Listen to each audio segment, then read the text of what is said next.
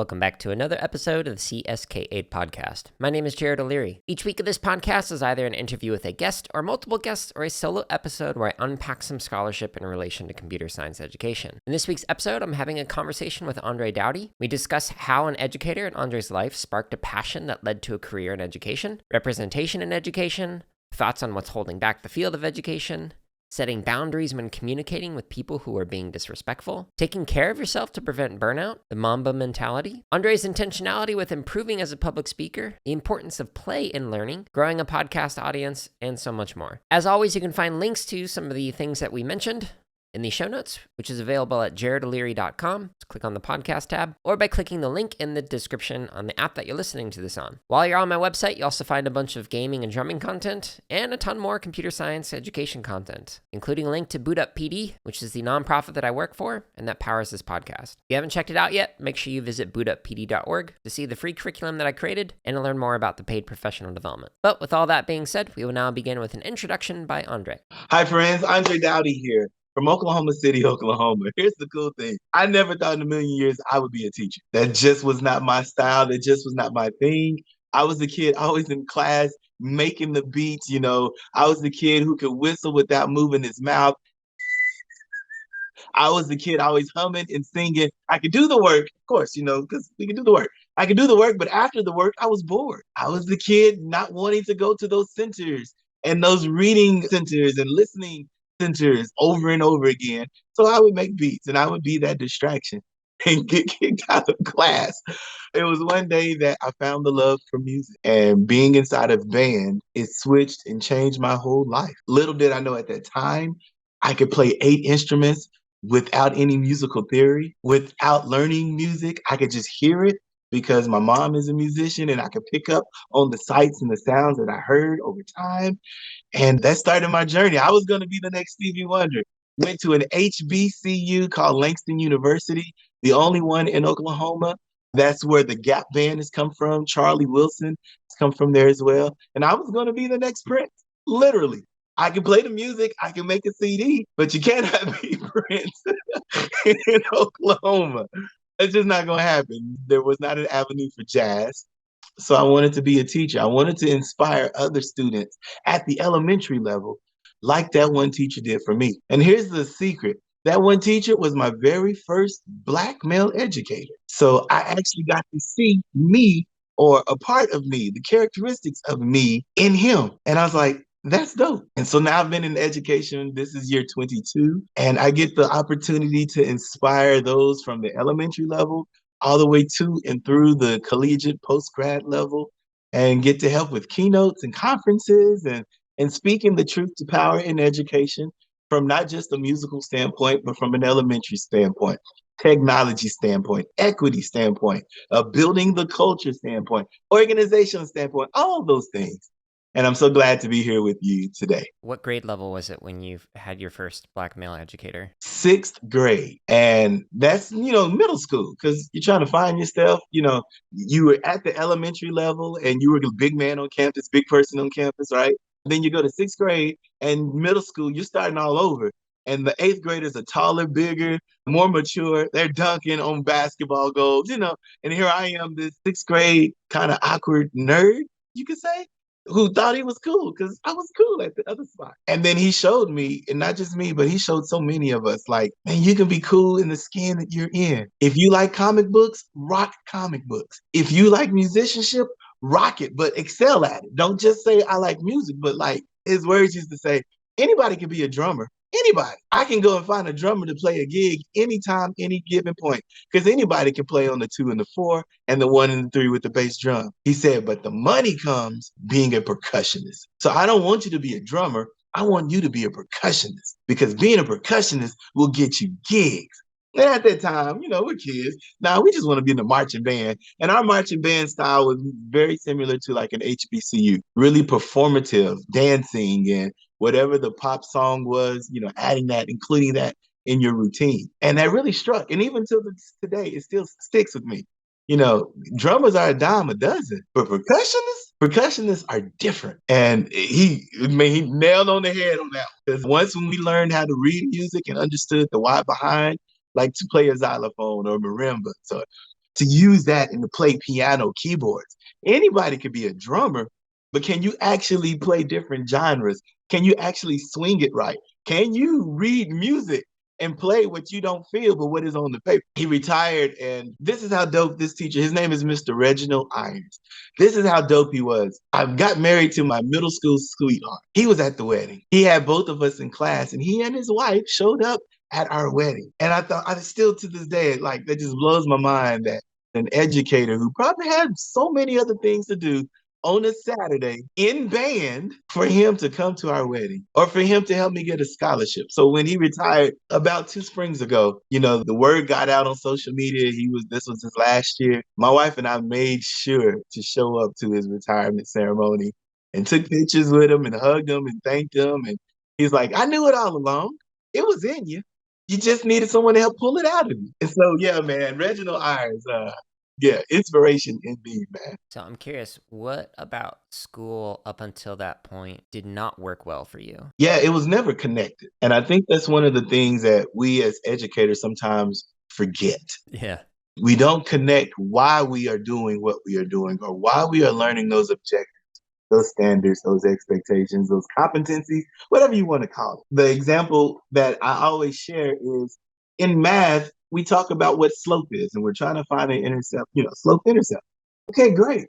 But you just do it for the grade and then you do it just to keep moving. But we never really connect slope to in real life. You may one time have a backyard, and when it rains, that backyard may flood. But if your backyard is not graded right with the correct slope, that water will just sit. And so sometimes we as educators, we don't connect why we are teaching to their real life. And I think that's what he did. He was like, man, those beats that you're making, those are intricate. And here's what they look like. Now, this is how you can use this in this marimba. This is how you can use this with a drum set. Or this 16th note that you paired with a 32nd, if you were to use your embouchure and a saxophone, you could do it this way. Like, he connected a world that I had only heard of out of my brain. And I really am appreciative of like the educators who are now making that change again. And they're connecting what they're teaching to why they're teaching. Right. I've often heard, like, especially in math education, like people complain, I learned the quadratic equation or quadratic formula, but I didn't learn how to balance a checkbook. Like, I want to actually do something that is like useful to me today. Yeah. And then the funny thing is, like, I had one student, so I mentor students, here and there, especially during COVID.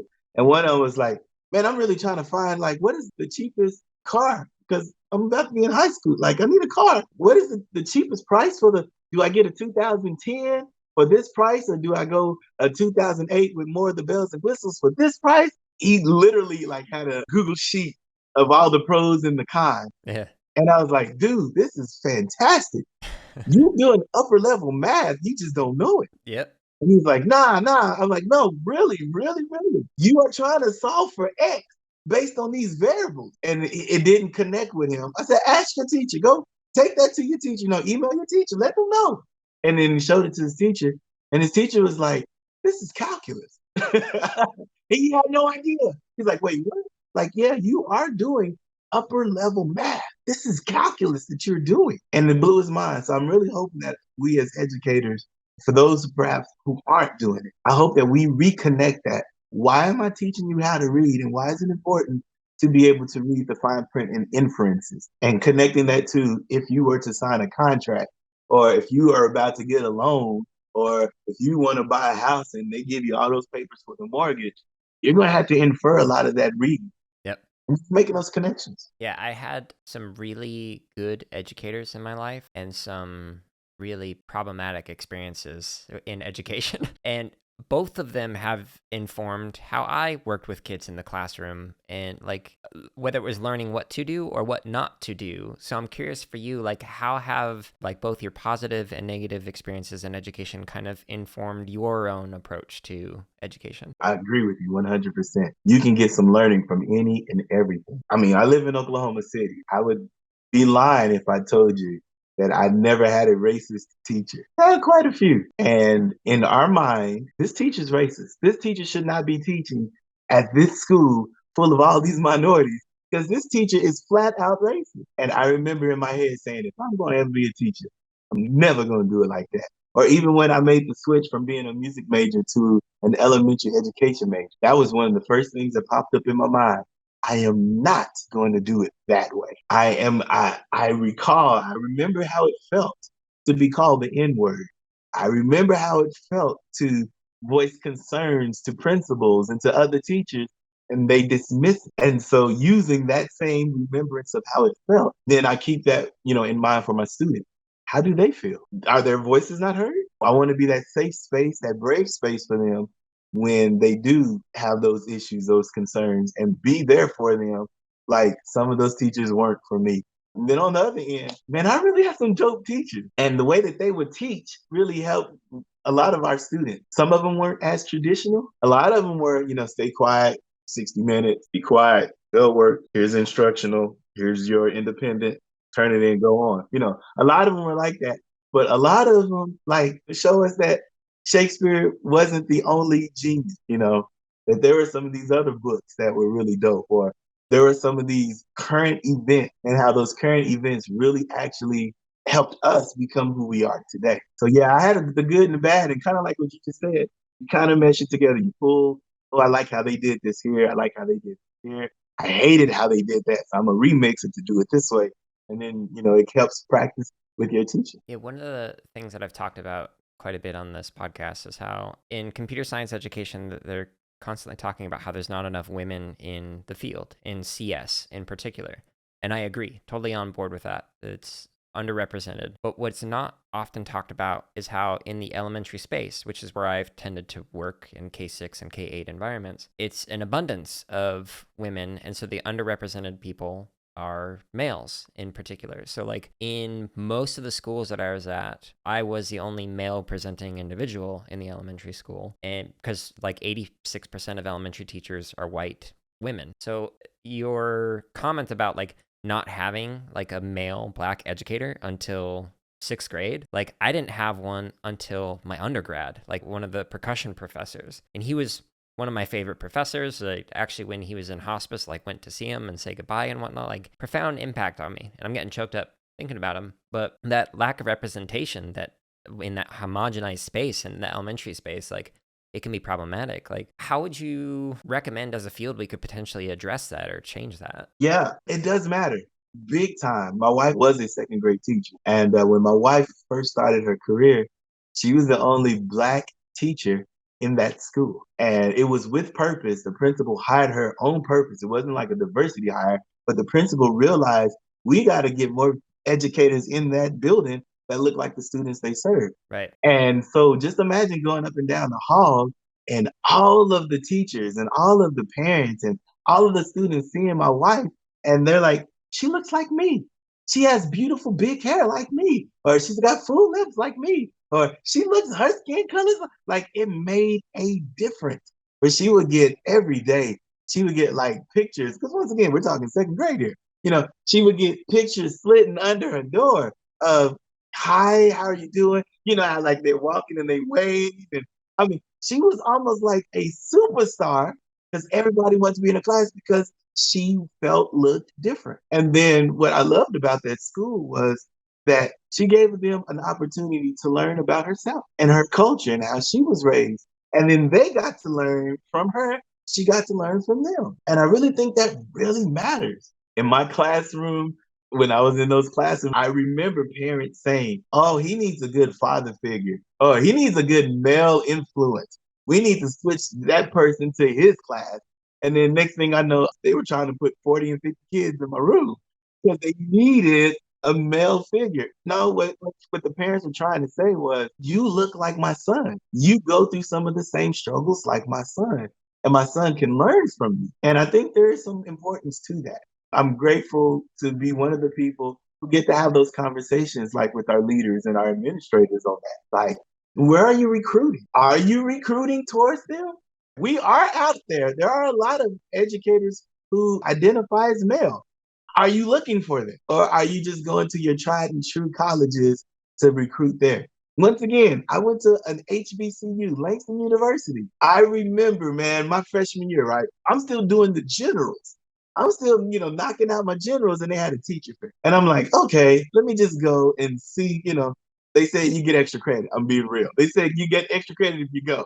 So I put on my Sunday best, extra credit, I go. And there was like 7 different districts from Texas who had showed up at this teacher fair. And they were like, we will pay you $50,000 a year to be a part of our program. And we will give you a $20,000 moving bonus Wow. to get you here. And this was 1998, 99. Wow. And they gave me a packet, a manila folder, and I opened it up. And it was a contract. It was, here's some apartments to live in. Like, they put that thing together. I was nervous because I was like, this is $70,000. I remember talking to my mom that weekend, like, Mom, look, what do you think? And she was like, this is legit. They want you bad enough. And so I remember going back and calling, because back then you couldn't really email. Email was still kind of, working. I remember calling them, and the director of, I guess, recruiting, I don't know who the person was, she said, we need more Black male educators. And so when we found out that there's 16 or 17 of you all at Langston, we didn't go cheap. We pulled out all the stops because we knew it was a need. And so I say all that to say, I wonder, in our educational areas and in our districts, or at our colleges, like, when we see those areas of need, are we willing to pull out all the stops? I know here locally in Oklahoma City, the area of need was to get educators who could speak Spanish. And so one school district here literally flew to Spain and grabbed like 37, 38 teachers. And I don't even know how much they offered or paid them, but 37 of them came back to Oklahoma to teach. And so I'm truly wondering, for those elementary, for those computer science, like, they're out there, but are we willing to go and recruit them? Or are we just going to let them settle? That's phenomenal. Honestly, really happy to hear that. Like, so the last year that I was in the classroom was 2017, before I joined the nonprofit that I've been working for, and I was making just under 45,000, and they were counting a doctorate with several years of experience. So like, to be making less than what you were making in the late 90s, like, that's phenomenal that you were able to do that. And I didn't even go. That's the sad part of the story, man. Oh, I got scared and I didn't go to Texas, but a lot of the homies did. And a lot of those homies still live in Texas. And I can only imagine 50,000 back in the late 90s.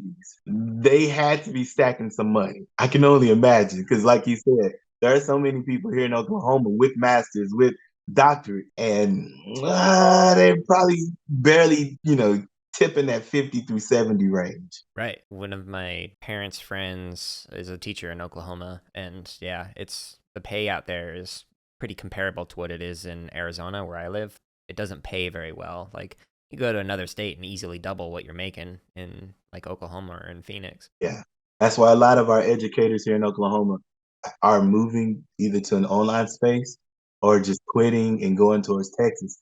Because you can get $20,000 quicker, faster, easier.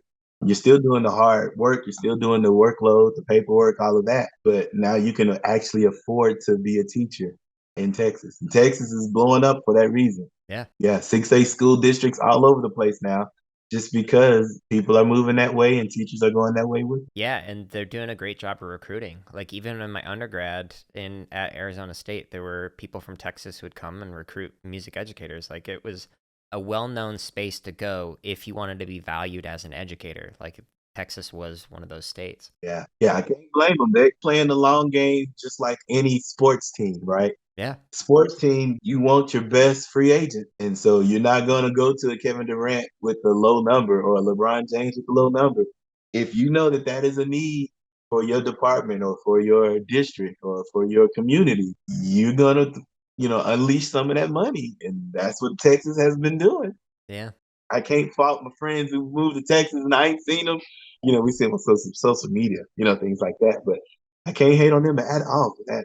I'm curious what your answer will be to this. Maybe it'll add on to what we were just talking about, or maybe it's something different. But what do you feel is holding back educators or the field? And then what's something we can actually do about it? A lot of the systems and the administrators, since I had the opportunity to be in those meetings and see how the vendors vendor their products and their services, a lot of those services and products really aren't teaching. It's just follow this book, read this script, do it this way. And there are so many of us as teachers who just say, give me the time to teach. You want me to teach reading to these second graders who have never read, or to these second graders who had never been in a school until this year of COVID, because of COVID, and just let me teach them. Don't tell me how to teach it, but just let me teach it. We can assess the same way. I'm okay with that.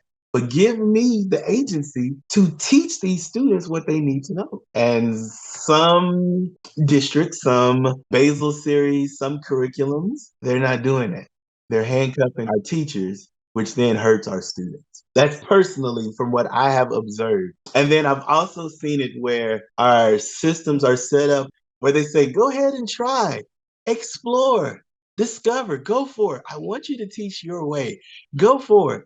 But then they don't give the teachers time enough to implement that new way. They want results instantly. In education, results hardly ever happen instantly. I mean, there's anomalies, but kind of like, once again, going back to sports, if you have a new coaching team, a new coach and a new staff for the team, it's going to take almost 2 to 3 years to implement that system. And then you can assess it. And sometimes our systems want 4 months and expect, tremendous amounts of change in that time.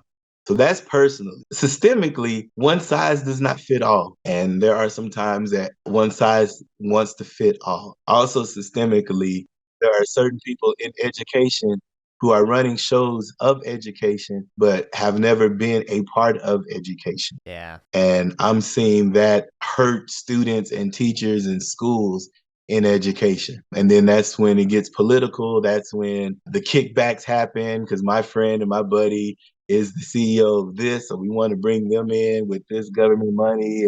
And it gets really, really messy. And then it gets political from there to everything from what is culturally responsive teaching and learning, CRT, versus what is critical race theory, CRT. And then it gets really messy. And once again, if we had people in those positions who were teachers or who were educators, then they could differentiate some of these acronyms a little better. And even us as teachers, like, there's a lot of acronyms that we need to update ourselves. Oh, yeah.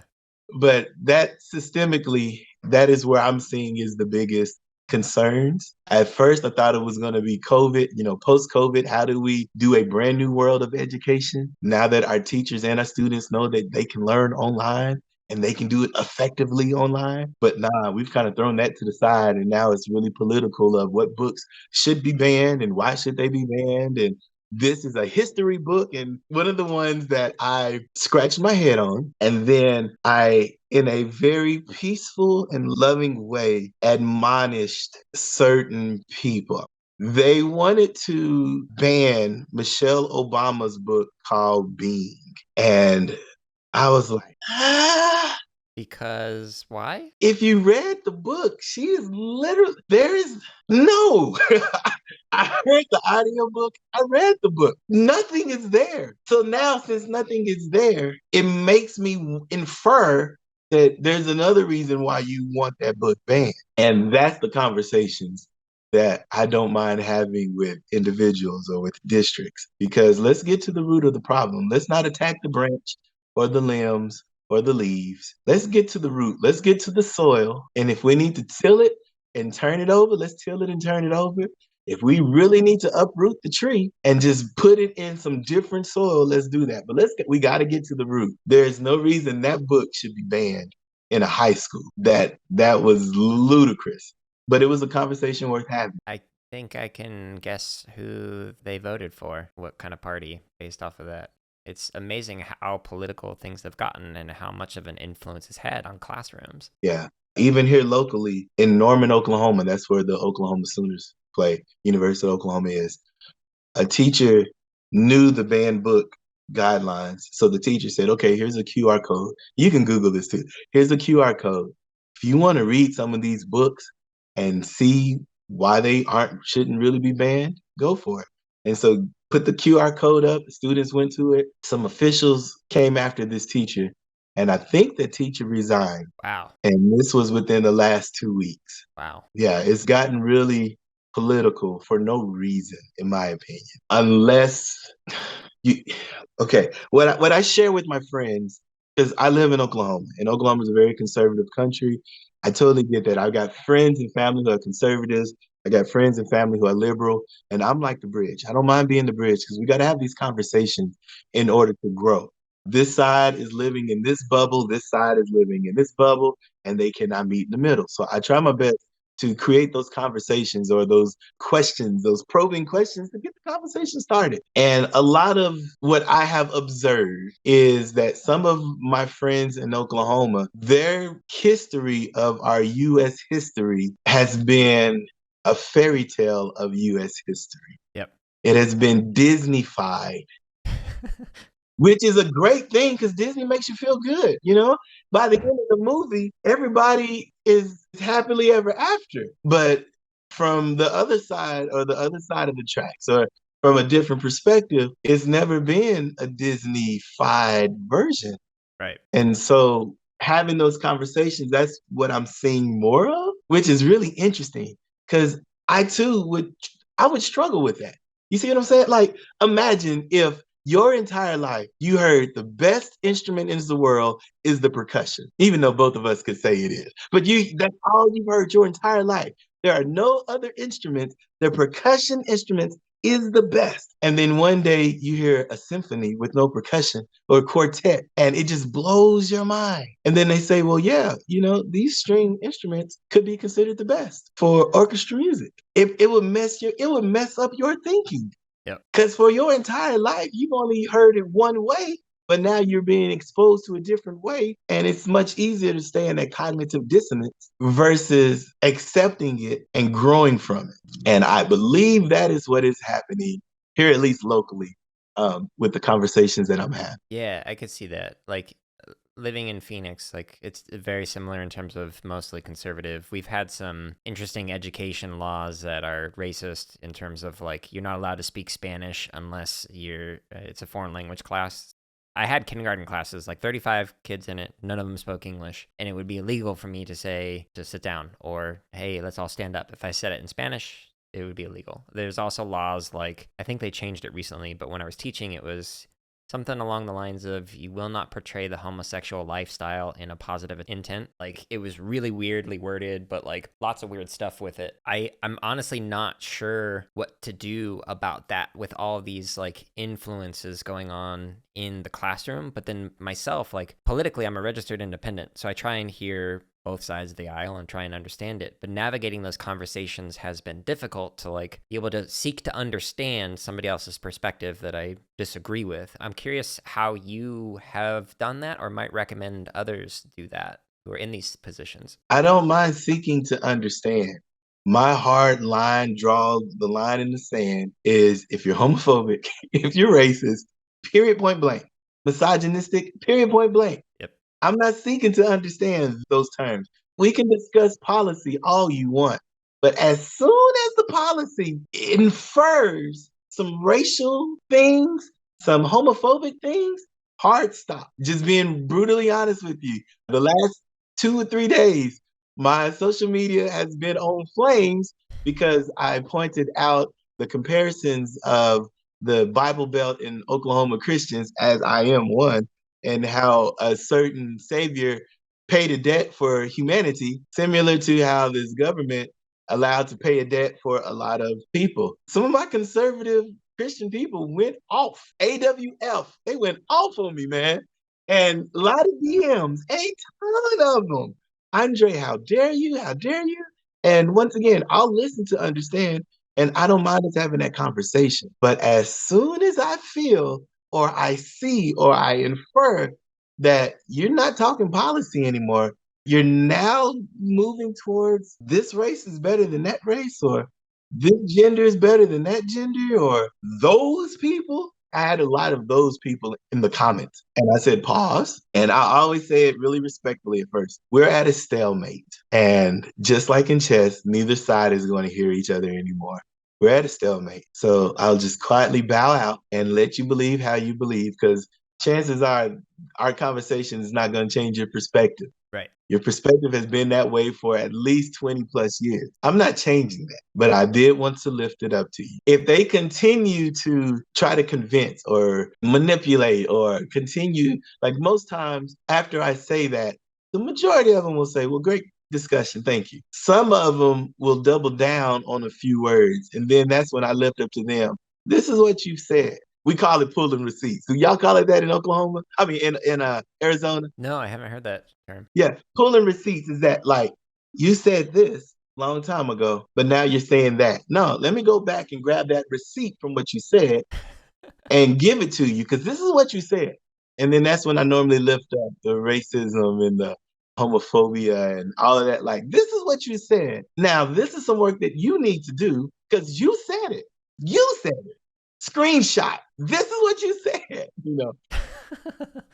I won't blast you out in everybody in the world, but this is some work you need to work on because this is what you said. I need you to work on your biasness. And most times they're really appreciative. Some of them didn't even notice it. It just, yeah, sometimes, I mean, other times they double down and triple down. And then that's when I warn my friends, my family of them, because there's no room in 2022. All races should be called out. Period, point blank. If you're homophobic and the person said my pronouns is this and you still choose to use different pronouns, you should be called out and be held accountable. And we'll give them grace and mercy. But at the same time, if you willingly are choosing to do this, that, and the other, you should be held accountable. We pull receipts, man. I like that phrase. Yeah. I wish I could take credit for it, but I cannot. I do believe that's coming from our LGBTQ plus community in Atlanta. They have such a rich culture, and some of their phrases that they create, it permeates through the Black culture, and everybody ends up saying them. And pull receipts is definitely one of them that I heard from like the Real Housewives of Atlanta, and some of those other shows like that. Yeah. Yeah. How do you take care of yourself, like with engaging in heavy topics, like in social media, especially if people are anonymous on Twitter? They can be heavy-handed at times and highly inappropriate because they think there's going to be little repercussions for it. But then just in general, being an educator, especially now, it's difficult. So how do you try and prevent that burnout? I'm still working on that. I think a lot of our educators are still working on that. One thing that I did do, and COVID kind of helped me realize it, was COVID allowed so many people just to slow down and stop and breathe and kind of reset what things were. Because at one time, for me, it was, I want to help this school, help that school, help this school, go to this conference, help this school, keynote over here, help this, help. And I was such on the go. I was starting to miss some of the things that were important. So it kind of helped me slow down just a little, and I appreciate it. Now, every Friday, I try my best to have a self-care day. And for me, that could be something as simple as watching YouTube videos on all of my watch lists that, oh, that looks interesting. Going down the rabbit hole of this, that, or the other on TikTok, or playing PlayStation. I don't get to play it very often, but when I do, I have a good time. And so just trying to find those moments to pull away, get away from tech, get away from work, and just recentering myself in whatever way. Another thing that I do every morning, I exercise. Weekends, I take off. Weekends are like my cheat weekends. But Monday through Friday, man, I'm hitting that gym. I'm hitting it hard just to ground myself. Like you said, it's a lot of heavy work. And sometimes you find that you can't shift perspective. You see some of your friends, some of your family who are just racist, and it hurts your heart because you've known them for X amount of years and they've never ever said or felt that way. And now they say and they feel that way. And once when you confront them, they stand firm on that feeling. And you say to yourself, well, I can no longer be with you. I can no longer hang around you. I can no longer support your thinking in that way. And that's heavy. That's hurtful. That's emotionally, it puts a drain on you. So being able to pull away and just to reset, to rest, to relax. Some of my teacher friends, the way that they do it, they go shopping. I've seen a lot of people on Amazon, seeing a lot of Amazon packages in this house. My wife is one of them who does that. I've seen them also like try new hobbies, pickleball, never heard of it. It was never played in the hood, but all of a sudden there's a pickleball court maybe about 10, 15 minutes away. And I've heard a lot of my teacher friends saying they want to try pickleball. Just once again, given the opportunity to pull away from that. How do you deal with it, man? So many of what you just said. Like yesterday I did like a drum stream. So myself practicing, like trying to just help people. Here's how I practice. Here's how you might practice. But before that, I did an Elden Ring stream. So it was like me trying to show, hey, look, you can have fun playing video games and not like rage quit and throw your controller through the window kind of a thing. Like, so I do a lot of that. I also do workout. Like I have a Thai bag downstairs, so I do Muay Thai. I built a stall bar with my dad so I can like work on gymnastics, strength training stuff. Like I try my best to be as healthy as I can, because especially reading and writing and engaging in like equity related work, like there's a lot of things to unpack. Like I worked on a curriculum for the Wind River Reservation in Wyoming, which has the Northern Arapaho and Eastern Shoshone tribes. And when you actually go through the history of like what happened to them in that reservation, like it's so disheartening. Like it's saddening to see like this is how we treated other people, like as a country, as the government. Like, so yeah, I try and have many different things that I can do to just help center myself and focus on things that I can control while still engaging in the difficult work. Yeah. And one of the best things, best piece of advice I got from it was a student. Student was on Twitter, and you know how you go through the Twitter threads and something's viral and you want to read the comments because the comments is the best part of the viral whatever. And this one student was like, you and I are both way too smart on this subject. I'm not going to waste my time with you. And that was it. And then the other person, perhaps a troll, kept attacking, and the student kept replying, you and I are way too smart for this. I'm not going to waste my time with this. It hit me because oftentimes I'm really, on social media, social justice warrior. I'm like, but here's research, and here's stats, and here's a website, and here's a video, here's a TikTok, here's somebody what they said, this is their words. And the entire time I'm like, they just want to argue. So let me just keep scrolling. It's not worth the fight. Locally, right here in Oklahoma right now, a lot of online social media stuff has been Brent Venables versus Lincoln Riley. Was Lincoln Riley wrong? Why did Lincoln Riley leave Oklahoma? Lincoln. And you can just see the comment threads, and it's not worth it. He chose what he chose. It was a business decision. He got a free personal jet. That's what he wanted to do. It's no longer worth people commenting. It's not worth it. The people who are baiting and trolling, perhaps this is what they're doing. So for me, one of the best stress reliefs ever is to not comment and just say, okay, that's what they want to believe. All right. And it's like you said, it's a fine balance of it.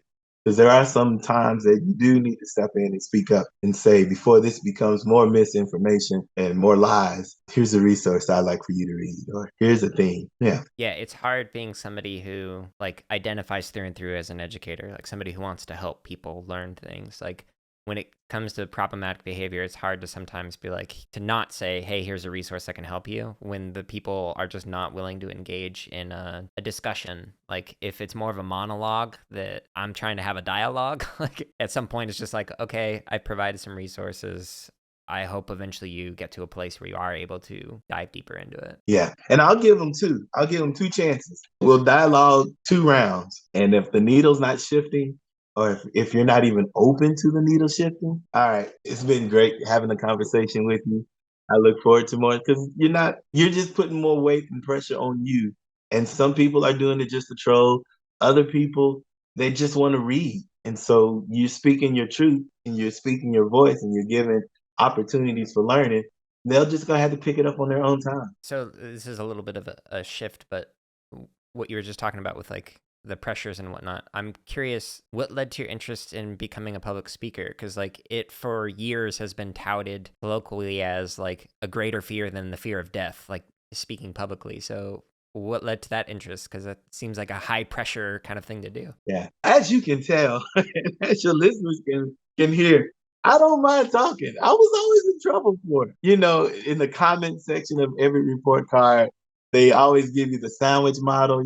Andre, it's such a pleasure to be in class. Andre talks too much, but Andre's energy is amazing.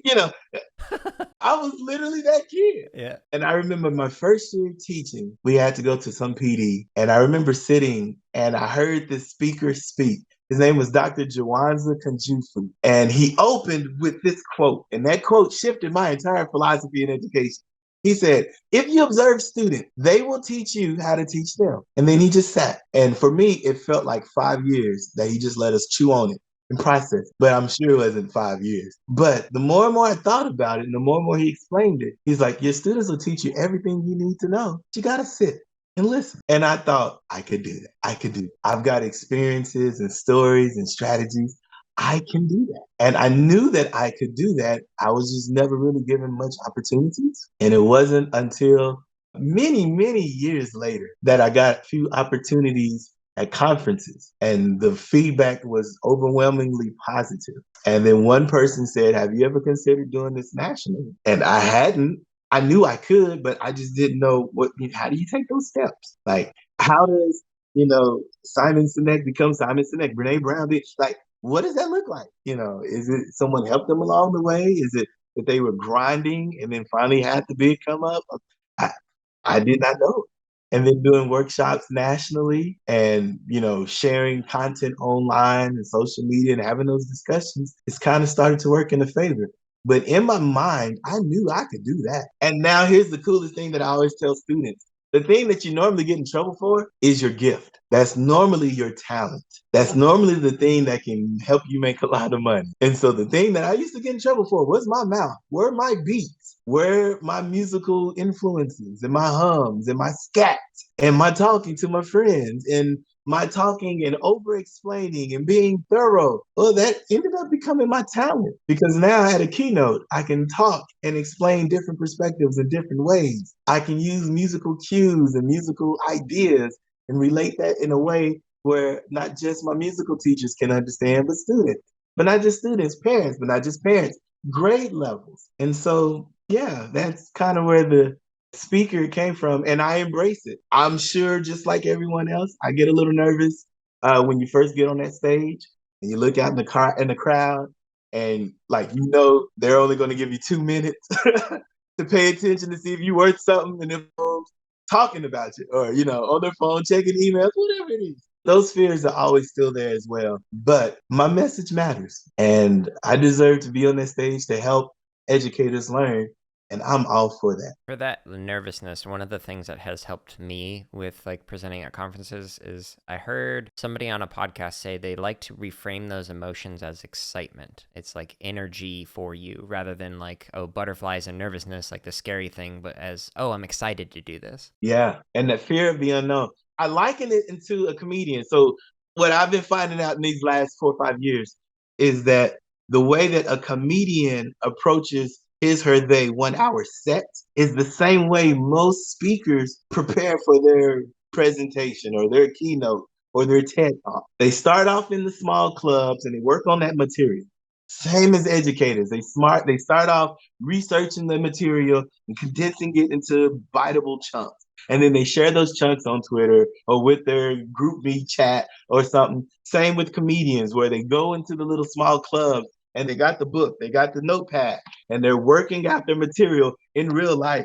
And then they build that from a 5 to a 10-minute set, then a 10 to 20 minute, then a 20 to 30. And over the year of practicing, now they've got a full hour that they can present to Netflix, HBO, Showtime, wherever it may be. It's the exact same thing with speakers. We get a topic, a material, some subject, something that we are really good in, and then we build it over time. And then you perfect it, and now you've got, so to say, like a special, a keynote that everyone hasn't heard, but maybe just small pockets. And then you develop it all over again, and you do it all over again.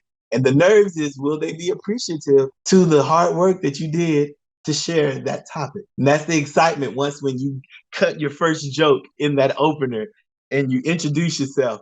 And then the audience kind of gives you a smile or sometimes they give you a laugh. Then you take that deep breath like, okay, let's go. Yeah. I was looking at your website, like looking at some of the keynote options that you have on there. And I'm curious, like one of them that stood out was the Mamba Mentality. What is the Mamba Mentality? And then how does that inform your own approach to education? Yeah, that came from the death of Kobe Bryant. So I will put the disclaimer out right now. I'm from Oklahoma City, Oklahoma. We thunder up here. Our rival, our nemesis, the team that would beat us when we had Kevin Durant, Russell Westbrook, and James Harden was the Lakers. So I was not a Kobe fan at all. We thunder up here. We would boo Kobe. Now, later on, I would go to appreciate his work ethic. And what changed it for me was the Olympics. I think they were called the Redeem Team. And the story of the documentary, LeBron, Dwayne Wade, Melo, Jason Kidd, all of the greats of this Redeem Team, Dwight Howard, they all show up to practice at 8 in the morning for a 9 o'clock practice. And they all fresh clothes, fresh outfits, laughing and giggling, coming in with their power drink and their protein bars or whatever. And they walk in the gym and they see Kobe Bryant on the floor in a torrential sweat. And it's like, huh? Kobe, what you doing? And Kobe's trainer, workout coach, whoever was there with him was like, Kobe's been here since 4. And in that moment, LeBron was like, oh, this is something different. And so when they asked Kobe about it, Kobe was like, man, practice is what we do together. But my work time is where I get better. And so the next practice, 90% of the players were there at 4 in the morning with Kobe. And they were like, if he working hard, he ain't going to outwork me. And that was that Mamba mentality of you want to be successful. You want your dreams to come true because we all have them. But are you going to do the bare minimum to get to it? Or are you going to add that extra and sacrifice to get to it? Because it is a sacrifice. Kobe sacrificed sleep. To be in the gym at 4 means that he was up at 3, meaning that he was in whatever car or transportation to get to that gym for a 4 o'clock practice. And then after that, he then went on to practice with the team. And then after that, he stayed behind after the practice was over to work on free throws and shooting. Yep. So if we're talking the Mamba mentality, that can take place in any part of our life. Also reminds me of Miles Davis. Herbie Hancock talked about it in a Miles Davis documentary where Miles talked about rehearsal versus practice. And he says, don't you dare ever come to Miles Davis's rehearsal and then start practicing. He said, no, you better learn your scales and learn what riff you're going to play at home doing your practice. Because when we come to rehearsal, we're there to rehearse that music and that's it. Yep. Don't you try new stuff in rehearsal that you didn't try in practice. And I thought to myself, oh, that's heavy. That is rich. That is phenomenal. That is the Mamba mentality of if we really want to become great in whatever we do, in whatever part of life we're in, bare minimum is rehearsal. But what are you going to do in that practice time? That alone time? Are you going to sit on the TV and just watch TV? You're going to get up and practice. You're going to get up and build a plan. Are you going to research this, that, and the other to start your business? Students who want to be YouTubers, great. You're doing the research of watching YouTube, but are you going to get an LLC? Are you going to learn more about the YouTube Creators Conference? Are you going to go I forgot what it's called, but like the YouTubeacon or the podcasticon. Like there are all these different things that so many people want to do. Yep. Mamba mentality is I'm going to jump. I'm going to take that leap. I'm going to take that risk. I'm going to learn about it. I'm going to grow from it. If that means I'm going to get up an hour or two earlier, I'm going to get up an hour or two earlier to get that because that is the dream that I want to do. Yep. Yeah. So pretty much that's the keynote of it all. And then, of course, there's some other stories in there to talk about how students and teachers have used that same idea and that same approach and how it's actually helping communities because of that approach. That really resonates with me. So there's a book by Tim Grover. It's called Winning. And Tim Grover is was the trainer for Michael Jordan and for Kobe. And so very well known, great at it. And so in that book, he specifically talks about the mentality, what it actually takes and how difficult it is.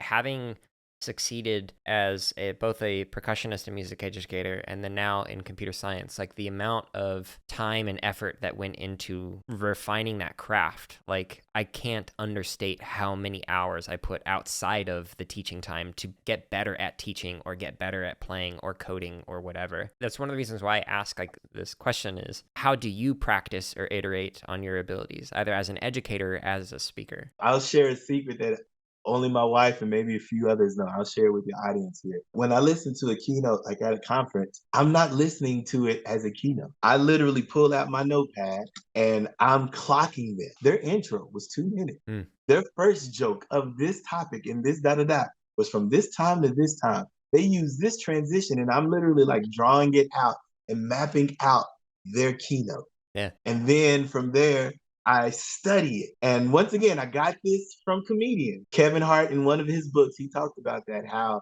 he wanted to be a really great comedian. So he listened to Chris Rock and he listened to some of the other greats and he just started studying them. How did they set up the joke? How did they add to the joke? And then there is a punchline. And then further down the way, how did they do the callback to the joke to still make it effective? And so I'm literally doing that as the keynote. I'm sitting and I'm listening to the message, but I'm really dissecting and analyzing every part. How was the person standing on the stage? Was he, she, they just behind the podium? Did they walk across the stage? Did they jump off the stage and talk to the camera? How many of them talked to the balcony versus just the front row? I'm studying because I really want to be the best I can be in that, because my information won't matter if I'm not connecting with them. So I've got to connect with them, even to the point I've got friends and I'll run by a few jokes with them to say, okay, in the comedy world, it's called tagging. They tag a joke. Like, I gave you a joke, give me something that makes it better. I'll share the joke with you. You tell me if this is funny. My family hates this joke. And I think it's funny, but I think I got to develop it some more. The joke says something like, my friends wanted to do yoga after school. And I was like, nah, I'm going to stay here. See, you laughed. Okay. Something there. Yes. There's something there. My wife and my daughter and my kids, they just looked at me like, no, Andre, no. And even my mom, who normally gets a good corny joke, she was like, no. I was like, there's something there to that. But it's cracking it. Knowing the first 5 minutes of the presentation is important because they want to know who you are. I call it the theory of the size up. Anytime you meet somebody, I have no evidence to this. There's no dissertation to this. There's no statistical data to represent this. This is just what I've seen. The first 2 or 3 minutes when somebody meets somebody else, they size them up. Who are you? What do you do? Are you better than me? Are you about to flaunt that you're better than me? Or are you going to come in where we're equal? And within those 2 or 3 minutes, they are sizing everything up. How am I looking? How am I dressing? Am I worth the time? Is this person worth my energy? All of that good stuff. So I know within the first 3 to 5 minutes, I've got to do something to capture the audience. And so I'm always studying when it comes to keynotes like that. As far as workshops, very similar. What's relevant now is equity, but a lot of people don't want to hear equity away from inside of education. So what does equity look like in language arts? What is equity? It's embedded, kind of like how it used to be with tech integration, Right. where a long time ago was, all right, here's curriculum, here's tech, clickers, smartboards, but now you just put them together. We just call it, both of them are together. And it's the same thing when it comes to workshops as far as that. Yeah, that was a whole bunch to get there, but I think I got there. Yeah, no, I like that. I mean, that's how like chess grandmasters become great at chess as they analyze other people who are great at chess. So like even if you're not able to attend the speech, you could watch TED Talks to figure out like which ones resonate well and why. What is the timing of that? Because they have entire teams that go behind like the design of those talks and how it's delivered. It's really smart. Yeah. Same with musicians. I mean, you think about it. I'm sure you as a musician have said, what made Phil Collins so epic in that drum solo of I Can Feel It Coming in the Air Tonight? Like, what made Rush, I mean, we can go down all these different percussionists and drummers. Like, what made that drum sound better than this drum? Why did they use this piccolo snare versus this time? Like, analyzing the sounds and how that made the song even better. Yeah. It's the same what I'm seeing so many educators are doing. Yeah, what's coming to mind right now is there's a Chick Corea and Steve Gadd album called Friends. And like Steve Gadd is just a phenomenal drummer, can play some serious notes. But in that album, he doesn't overplay things. And so when I listen to it, like he'll just put something simple on that's just like, that is exactly what needed to be played at that moment. Like with Chick Corea just like banging away on the keys in the background. It's like, if you haven't heard that album, it's so good. Highly recommend it. The ghost notes are everything. Yeah. And then you say to yourself, but why? Huh? Yeah. And then I throw my sticks down or I just turn off my piano, my keyboard, because I cannot get there. I just, but it's the same approach when it comes to education. There are so many great teachers and teachers just in general who are studying other teachers, who are looking at different strategies, different ways. And they're saying, oh, I like how they did this here, pulling this greatness here, this greatness here. How does it fit my second grade? How does it fit my ninth grade Algebra 1 class? How does it fit my calc class? How does it fit my kinders? And that's what I love about education, man. We're all grabbing and taking and using to help our students. Some of the best teachers that I had, one was an instructor at a Muay Thai MMA gym that I went to many years ago. And he had no background in education, but he was a phenomenal educator in terms of like helping people learn how to fight. And then another one that I had a couple years ago, we had our windows replaced, and the main supervisor of like his team, the way he taught his team members how to do something, because there was a new guy on the job, like it was really well done. And I was just like, at one point I went to him and I was like, I've been in education a while and you're like a better teacher than some of the teachers that I've worked with. Like, you just did a really great job with that. So if you find like places to look for, not necessarily in a formal context, so you can find educators everywhere. Facts. And some of the best teachers will never know. They can teach loops around teachers of the years and professors and principals of the years. And they just do it because this is just what they do. They're here trying to help others to grow and to learn. Now, you had mentioned not having research on something, but that actually gets at one of the questions I like to ask is, what do you wish there was actually more research on that could inform your own practices? Ooh. Okay, so I've shifted in this, right? Okay, so background. Growing up, I was very flexible. Whatever works best works best. And so there were times that I didn't let the kids go outside for recess for an entire year. Now, of course, we went outside and did some instructional things outside where they would run and play, but they were behind academically. Mm-hmm. And so we can use that extra 20, 30 minutes and do some more reading approaches and reading strategies and Mm-hmm. learning this and more center time.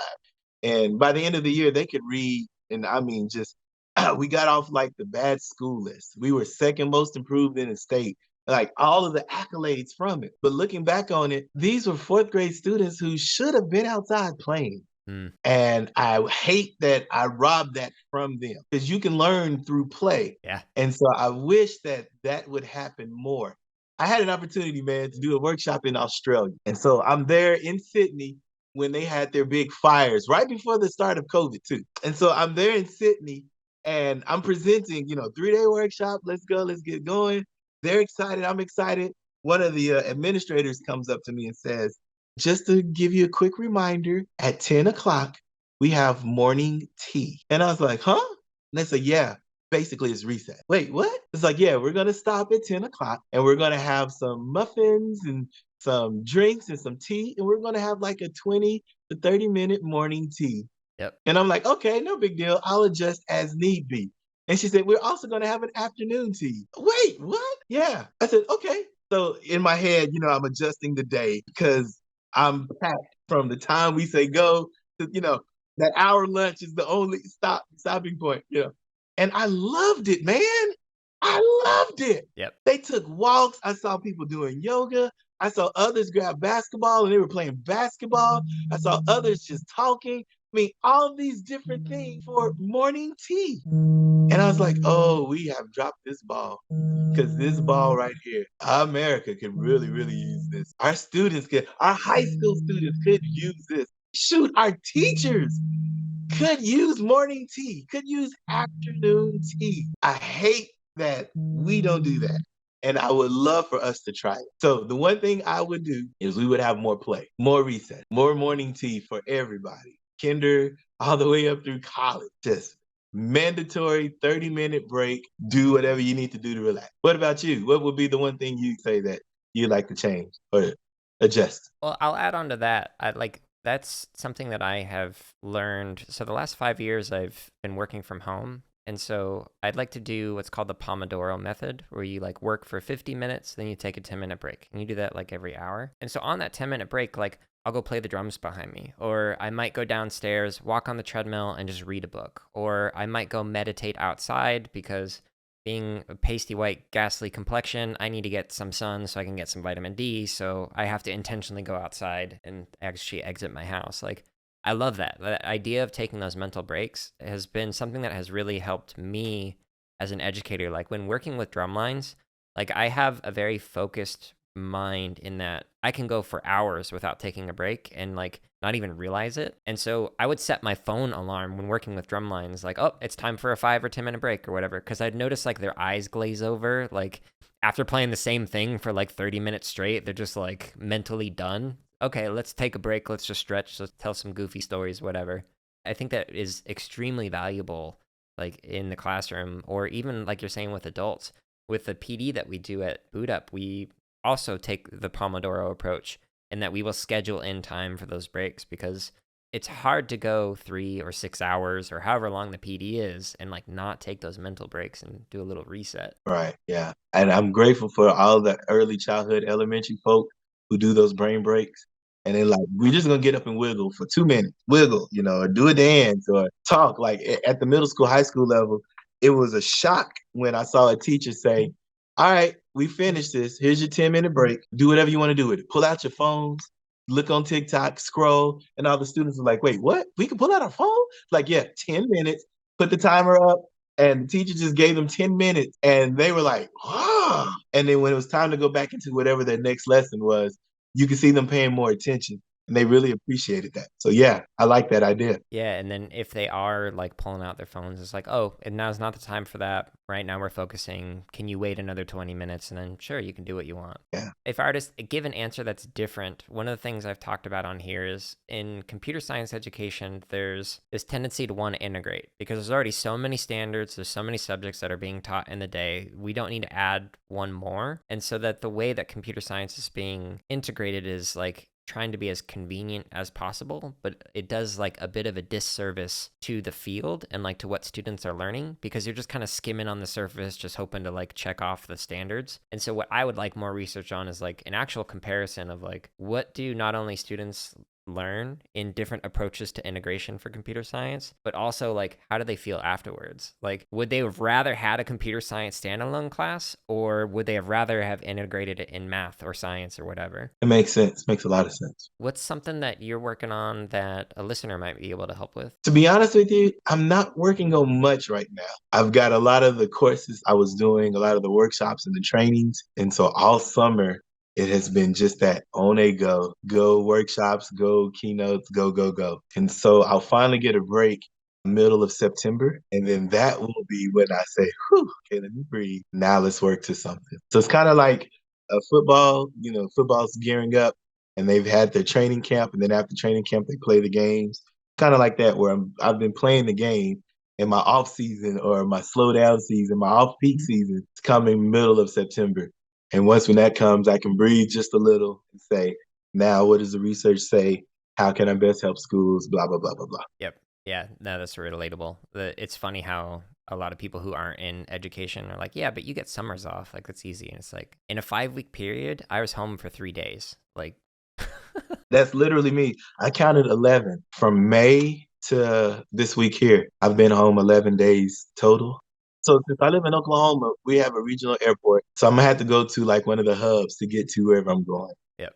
And so a lot of late nights getting wherever I need to go and a lot of late nights coming home. But this is the work that I love to do. This is the work that I've been wanting to do my entire life. Yeah, once when I saw, like I said, I saw Dr. Juwanza Kanjufu, and I was like, you do this for a living? You can inspire people and teach them strategy? What? Yep. Yeah. So I'm grateful for the 2 a.m. landing in Boston just to wake up at 6 to prep and get ready for the school at 7. I'm game for that. Oh, 100%. And then I'll sleep in September, You'll just hibernate for a little bit. Yeah. Do you have any questions for myself or for the field? My question would be for you is like, how are you growing your podcast more? My wife and I, we've been doing a podcast and started from COVID and we were doing really good. Like the first 4 or 5 episodes, because we were able to post it on social media and was getting all of the views. And then social media changed algorithms. And now it's gone from like drastic numbers. Like we had 500, 600 views to like 40. And now they want me to pay to boost this podcast.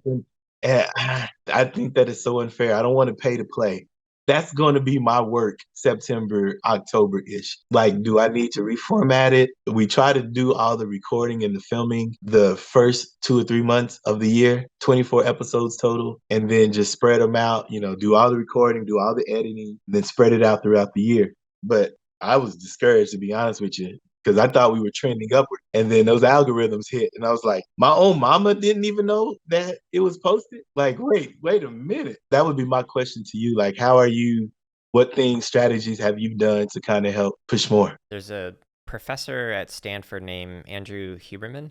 And so he's a neuroscience professor. And so one of the things that he actually does is he'll do interviews like this, but then he'll do solo episodes where it's like a deep dive on here is what the literature says about sleep, or here's what the literature says about building muscle, things like that. And so it's just a solo episode where he just talks about different perspectives, and like being a researcher, he kind of unpacks, what does this mean for you as an individual? How is this helpful at all? He's got like 1.31 million subs right now, looking at him on YouTube. So he's doing really well. But what's interesting is that's actually the approach I've been doing with this podcast. Is it generally alternates between an episode with a guest or multiple guests, or an episode on my own where I will unpack Paulo Freire's Pedagogy of the Oppressed. I did like one episode for each of the 4 chapters and talk about, hey, this book was written over 50 years ago, but what does this mean now with like the Black Lives Matter movement that was like going on specifically with 2 years ago, and talking about what does this mean for your classroom? How does this relate to current times, etc. I've done other ones like Anders Ericsson. He's the sports psychologist who talks specifically about deliberate practice and the use of that. And like sports psychologists love to cite Anders Ericsson. The 10,000 hour rule has been like attributed to him, etc. And so I read off like, here are some of the main findings of his work, and like, what does this actually mean for an educator? Like, if we want to develop expertise, what does this look like if you only see a kid for a year? Or what if you're like, when I was teaching music, I would see kids for K through 6. So I'd have 7 years with them. How can I try and teach in a way that develops that expertise? So I'd focus on that. That makes it so that, one, I can get both current literature and like the classics in education, and kind of reframe it in a way that is useful to people who don't have time to actually be able to read that. And it makes it so I can have that buffer and not have to have like a new guest every single week, which is why when I sent you that email, I'm like, hey, we can wait as long as you want. Like, it's totally cool with me, because every week I can always record a solo episode, and that's to be expected. Yeah. So that helps. Having different guests on also help, because then they'll share it with their circles, and then that kind of gives me like new people to potentially reach out to who might not have heard this. But what I'll say I've had the biggest success with is actually short form content. So YouTube Shorts was their response to TikTok, and it was like, you have to have like 1 minute in vertical format. If you can create that kind of content, like I've been doing a lot of gaming and drumming shorts, and if I look at my channel right now, in the last 48 hours, I've had 19,327 views on YouTube, and most of them have been from the shorts. And I've gained like 300 subs in the last little bit because of all of these views and whatnot. So if you can repackage excerpts of what you're already doing in longer form content, and then put that on Instagram, TikTok, YouTube Shorts, whatever, that can make it so that it points back to the actual longer form content. I was doing short form before the summer, and like you said, but then I just quit. Part of it was because I was like, man, these views, I ain't doing it for the views, but my goodness, that's a drastic difference. So, okay. But I never, ever considered putting the short form on YouTube. Duh, that makes all the sense in the world. If you go that route, you just have to have somewhere in the title or the description, hashtag shorts, and then it just has to be in vertical format under a minute, and then it will automatically kick it into the shorts feed. And so that sends it to people who are not your subs. It sends it just like anywhere, depending on whatever the topic is. And so that's like why I'm able to get all those views, is mainly because like the top 3 that I can see right here, 3,000 for this one, 3,000 for that one, 2,200 for that one. All 3 of those were shorts. And it's just like a, I don't know, 30-second clip. Okay. That's doable. 100% doable there. So then where might people go to connect with you and any organizations that you might work with? Absolutely. I am one of 2 Andre Doughtys in this world. The other one is from New York, and he does media too. And he's a musician, which I thought was really cool. I tweeted him one day. It's like, dude, hey, if I'm ever in New York, lunch on me. Andre Daughty, AndreDaughtY. Whatever your social is, I am right there. If you love YouTube content, I also have a YouTube channel where I share out video clips and then how you can use those inside your classroom. I call it the Real Lesson Within, REEL, Lesson Within. So like for example, we'll take a clip from Moana and we'll say, here's 3 things that you can teach and you can learn from this small clip. And then show that clip to you where then you can use it in your class with your students. Another thing I do on YouTube is called Laugh a Little. because we as teachers, we don't laugh enough throughout the day. And so I try to find those funny moments in education and share them out with you all as well. And then lastly, my wife and I, we also have a podcast. It is called See What Had Happened. And we uplift stories, the good, the bad, and everything in between in education. And so we just finished wrapping season 2. They'll be released throughout the rest of the year. We'll get for season 3. So andredoughty.org. And I'm the only, well, there's only 2 of us. Andre Doughty's all over social media. And with that, that concludes this week's episode of the CSK8 podcast. Thank you so much for listening. I hope you enjoyed this conversation with Andre. I know I certainly did. And I hope you consider sharing with somebody else who might benefit from this conversation, or leaving a review on whatever app you're listening to this on. Stay tuned next week for another episode. Until then, I hope you're all staying safe and are having a wonderful week.